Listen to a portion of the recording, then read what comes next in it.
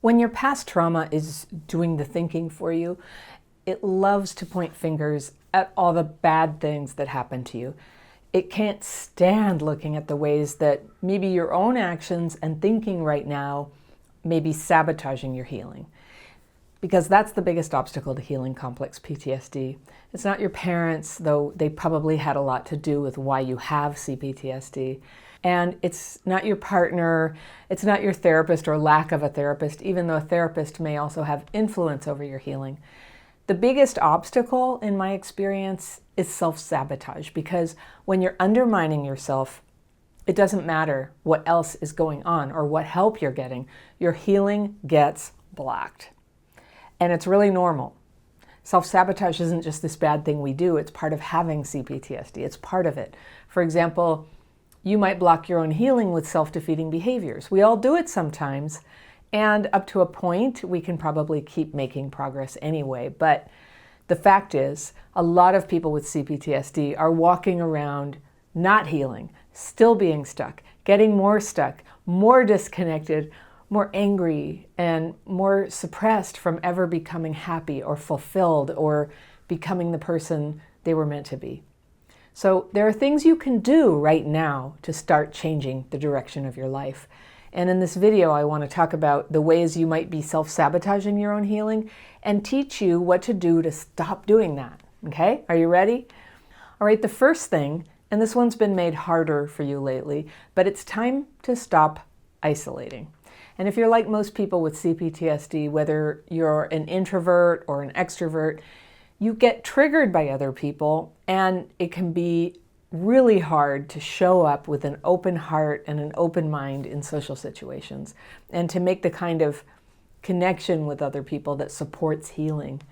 There's this huge temptation to pull back from other people, and you might be isolating overtly and hide out in your house, or you might be isolating covertly and then acting like you're available and friendly, but secretly avoiding invitations and personal openness and commitments with other people. But whether it's overt or covert, the result is the same. You end up alone. And as much as you may find it hard, you need other people in the mix to be reflecting back to you and interacting with you so that you can progress in your healing. And isolation is funny.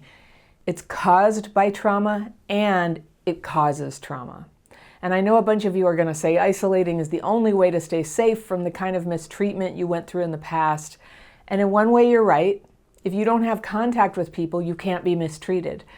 But you also can't heal, really. So there comes a time, if you're going to stop sabotaging yourself, that you've got to stop causing trauma and let people in a little bit. And what I suggest to you is that you titrate. Titrate, that's a word I've borrowed from the medical world, and it means to just do a tiny bit at a time and see how you do, and then do another tiny bit. And you can make this easier and help yourself get stronger and more flexible around people if you can, and at the same time, learn to calm those triggers. And if you want a way to do that, you can go take my free course. There's a link to it below this video and all my videos. The free tools page is always linked down below in the description section. And it teaches you 2 simple techniques you can use every day to have less fear, less anger, and to become just more free to connect with people and have fun and be yourself. That's the object of the game. Okay, so the second thing you're doing that's sabotaging your healing is staying stuck in your sad stories. And I know that it is sad, and I know you were told that telling these stories and exploring them and feeling your feelings about them, that if you could just do it enough times and for enough years, that someday you would feel better. And if it worked and you're just sitting here watching this video about how to stop sabotaging your healing, but now let your story be less about what happened to you and more about you now and all that you're doing with your life. Now, there's definitely a time and a place to talk about what happened, and it can be very healing when it's the right time and in the right measure. But I have not found that talking and talking and talking about it kept delivering returns. It needs to be acknowledged and shared, for sure. But also, we need to feel better today and to create a life that we like. And we want to connect with other people, to love and be loved by them. And the thing is, when the sad stories are dominating your life and your consciousness and your identity, you can't really do that.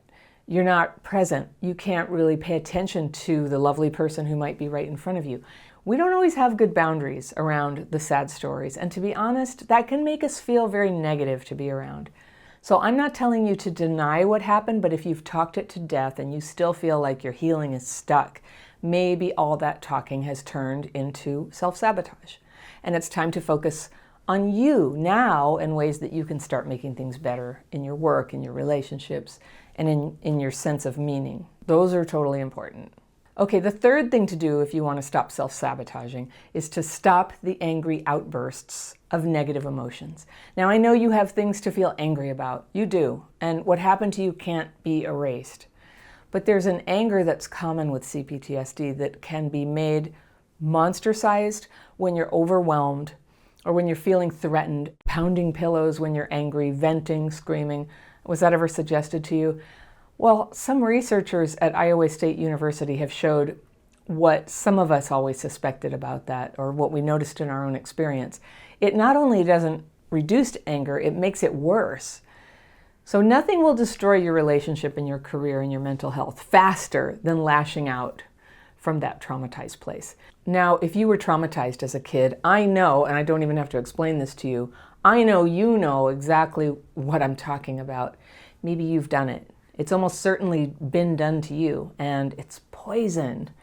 So yes, there are reasons to be angry. There are present-day things that might make you legitimately angry when you're insulted or cheated, that kind of thing.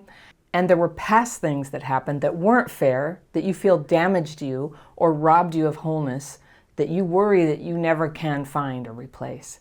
And I don't blame you for having anger, but here's the thing. What happened to you can never be totally set right because it's past. You can't change the past. And so your healing depends ultimately on you facing that reality, doing what you can about it, and then with every bit of strength that you have to use your energy to forge a good and happy life. Your happiness doesn't depend on getting revenge or getting an apology. You probably will never have those things, but you can become happy by not damaging your life anymore. You can be happy by blossoming into your real self, being you, using your talents and developing your gifts so that you can work and give love and serve the world in the unique way that only you can. We can do it in 1,000 ways, but we need to be useful. That is a need we have as humans. And from there, the anger has a way of working itself out of your heart, out of your mind, out of your cells, so that you can be free. Okay, the fourth thing to stop doing is to stop being in bad relationships. And I know it's easier said than done.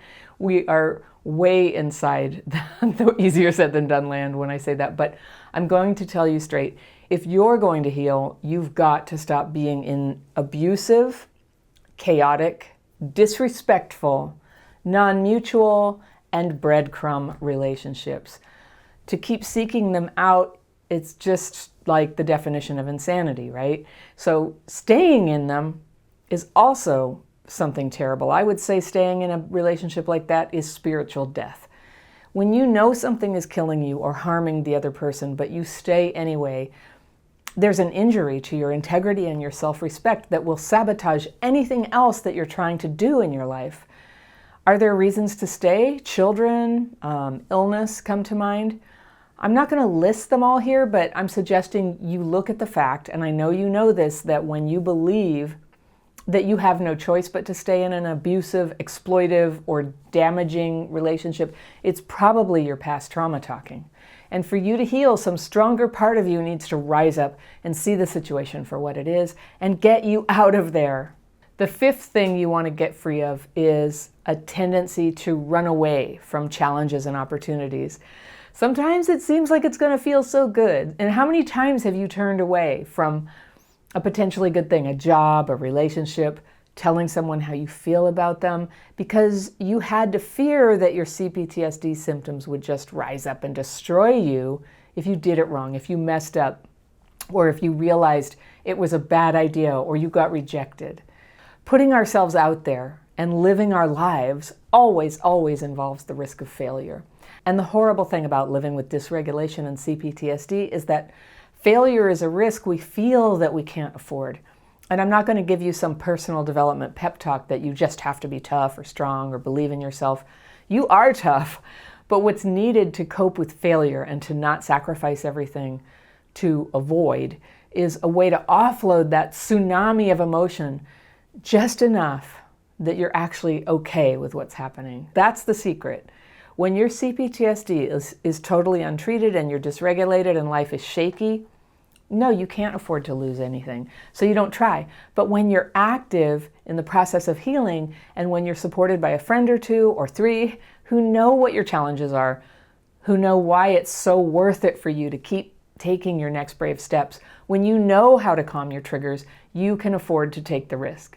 The only way to grow and learn is to try things, and the only way to bear the possibility that most of what you try isn't going to work out, it's just to embrace yourself as somebody who tries, and to have a really good way to find ease inside when it is hard.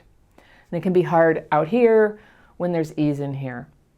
That's what you didn't used to have now, but you can have ease inside. This gives you freedom to try because you have ease. You have somewhere to go. If you haven't found a way to give that to yourself, I can teach you. It's in the daily practice course I'm always talking about.